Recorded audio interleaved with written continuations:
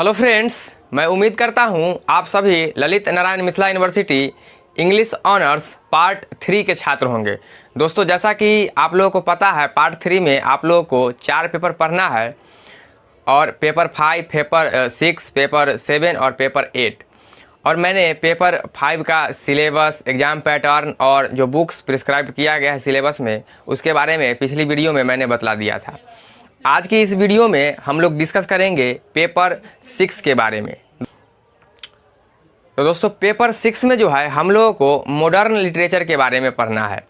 तो modern literature में आप लोगों को क्या सिलेबस में प्रिस्क्राइब किया गया है, जैसे कि मॉडर्न लिटरेचर का सिलेबस हम डिस्कस करेंगे, एग्जाम पैटर्न किस प्रकार से है वो डिस्कस करेंगे। उसके बाद आपको कौन कौन से बुक्स जो है प्रिस्क्राइब किया गया है और मैंने किस बुक से अपना प्रिपरेशन किया है, तो आज की वीडियो में चर्चा करेंगे। तो पेपर 6 मॉडर्न लिटरेचर और कुछ सिलेबस, एग्जाम पैटर्न और बुक्स के बारे में आज की वीडियो में हम लोग चर्चा करेंगे। इसमें आप लोगों को मॉडर्न लिटरेचर के बारे में पढ़ना है। दोस्तों, मॉडर्न लिटरेचर में आप लोगों को कुछ पोएम्स के बारे में पढ़ना है और एक ड्रामा है और एक नोवेल है।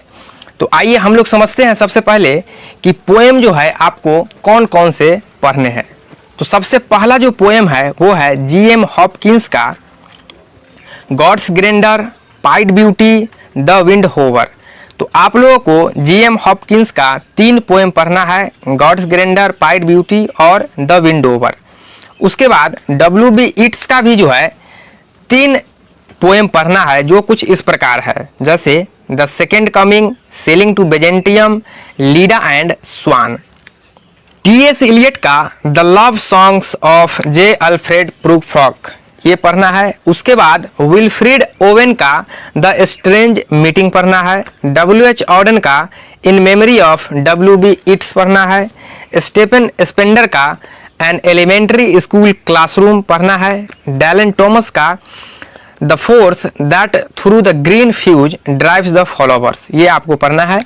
और फिलिप लार्किन का एम्बुलेंस ये आप लोगों को पढ़ना है और चर्च गोइंग पढ़ना है। फिलिप लार्किन का जो है 2 पोएम पढ़ना है, एम्बुलेंस और चर्च गोइंग। उसके बाद टेड ह्यूक्स का हॉक रोस्टिंग और द थॉट फॉक्स ये 2 पोएम आप लोगों को टेड ह्यूक्स का पढ़ना है। उसके बाद सिल्विया प्लाथ का लेडी लेजारस आप लोगों को पढ़ना है। तो ये जितने भी पोएम है वो उन सभी पोएम के बारे में आप लोगों को पढ़ना पड़ेगा।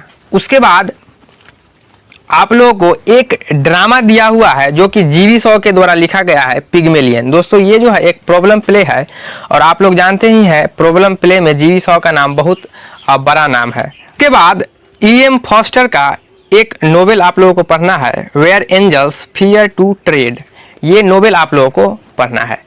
तो यही हो गए आप लोगों के सिलेबस। कुछ पोएम्स पढ़ना है, एक ड्रामा पढ़ना है और एक नोवेल आप लोगों को पढ़ना है। अब हम लोग समझते हैं डिस्ट्रीब्यूशन ऑफ मार्क्स के बारे में और एग्जामिनेशन में आपको किस प्रकार से क्वेश्चन का पैटर्न रहता है उसके बारे में। तो सबसे पहला जो सेक्शन है वो है एक्सप्लेनेशन का, 2 आउट ऑफ 4 फ्रॉम पोइट्री। आपको 2 एक्सप्लेनेशन जो है बनाना पड़ेगा।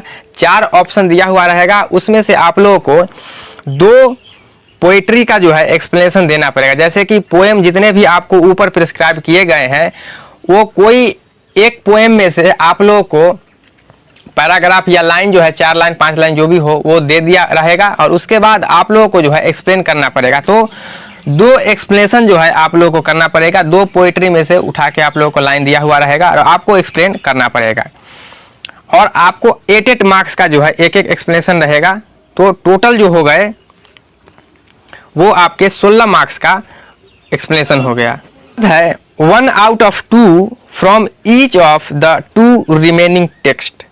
तो यहाँ पे कहने का मतलब ये है कि 2 एक्सप्लेनेशन तो आपको पोइट्री से हो गए और एक एक्सप्लेनेशन आपको G.V. शॉ के द्वारा लिखा गया जो पिग्मेलियन प्ले है उसमें से एक एक्सप्लेनेशन आप लोगों को पूछा जाएगा और बाकी जो बच गया एक E.M. फॉस्टर के द्वारा लिखा गया where angels to fear to tread उसमें से भी आपको एक एक्सप्लेनेशन पूछा जाएगा। तो 2 एक्सप्लेनेशन आपको पोइट्री से पूछा जाएगा और 2 एक्सप्लेनेशन जो है आपको रिमेनिंग जो टेक्स्ट है उससे पूछा जाएगा। उसके बाद तो टोटल मार्क्स जो आपके एक्सप्लेनेशन के हो गए वो हो गए 32, 16 करके 32 मार्क्स का एक्सप्लेनेशन आप लोगों को पूछा जाएगा। उसके बाद critical appreciation of one poem out of 4। दोस्तों आपको जितने भी ऊपर पोएम प्रेस्क्राइब किए गए हैं उसमें से एक पोएम का आपको समरी लिखना पड़ेगा, उसी को कहते हैं क्रिटिकल अप्रिसिएशन। तो 4 पोएम दिया हुआ रहेगा, उसमें से एक का जो है आपको समरी लिखना पड़ेगा पोएम का, और ये जो है 17 मार्क्स के होंगे। उसके बाद critical evaluation of one poet out of 4। तो दोस्तों इसमें जो है 4 पोएट आपको दिया हुआ रहेगा और आपको किसी एक पोएट के बारे में लिखना पड़ेगा। दोस्तों ऊपर में जो है यहाँ पे पोएम की बात हो रही है और यहाँ पे जो है पोएट का बात हो रहा है। तो ऊपर वाला में जो है पोएम के बारे में आप लोगों को समरी लिखना है और यहाँ पे जो है पोएट के बारे में आप लोगों को बतलाना है। ये भी जो है 17 मार्क्स के होंगे। उसके बाद है critical question on 1 out of 2 from each of the 2 remaining text. तो आपको जो 2 टेक्स्ट बच गए हैं, जैसा कि एक पिग्मिलियन है और एक where angels fear to tread है, इसमें से भी जो है एक लॉन्ग क्वेश्चन आंसर आपको देना पड़ेगा, जो कि 17 मार्क्स का होगा। टोटल आपको 34 मार्क्स का हो गया। दोस्तों इसमें से आप लोगों को कैरेक्टर स्केच भी पूछा जा सकता है, या क्या थीम है ये भी पूछा जा सकता है, और प्रॉब्लम प्ले कैसे है इसको एस्टेब्लिश कीजिए। ये सारी जो भी टॉपिक है इनसे रिलेटेड आप लोगों को क्वेश्चन पूछा जा सकता है। तो 17 मार्क्स के 2 क्वेश्चन आपको 34 मार्क्स के हो गए। और अगर आप टोटल करते हैं तो एक्सप्लेनेशन के 32 मार्क्स हो गए और लॉन्ग क्वेश्चन आंसर के 68 मार्क्स हो गए। टोटल आप लोगों को 100 मार्क्स का जो है पढ़ना है।